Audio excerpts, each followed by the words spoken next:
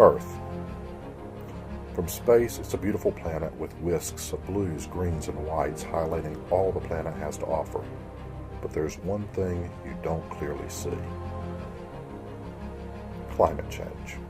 As we continue to pump carbon dioxide and other greenhouse gases into the atmosphere, the planet's temperature continues to increase and there's no stop button we can press.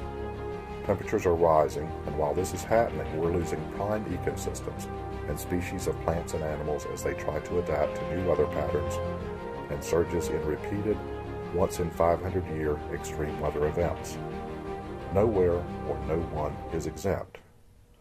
Down the Angel Oak-lined roads in the low country of South Carolina lies one of the last areas populated by descendants of slaves. St. Helena Island is home to the Gullah Geechee people, a pride group of people who have farmed the same plots of land since the 1700s when they arrived from the west coast of Africa. And they're not going anywhere. Instead, they're learning to adapt to climate change. Benjamin Holmes grew up farming on St. Helena Island. Okra, watermelons, and other crops initially brought from Africa are what he and his family grew. As an adult, he has noticed changes in not only how his crops grew, but the new weather scenarios that were introduced to them.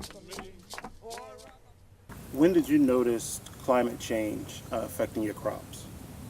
I think it was about 2004, because on my homestead where I grew up, things that we was able to do, because you can almost bank that at a certain time it was going to rain, the temperature was going to be right, and that had went away. And then, like I said, it's been about 14 years since I've noticed it.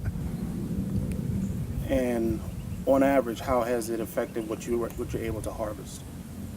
A lot, because I've discovered recently I planted some fall squash and the bush and everything matured, but the temperature was so hot it wasn't able to grow the fruit that's needed on it, and it just mushed away.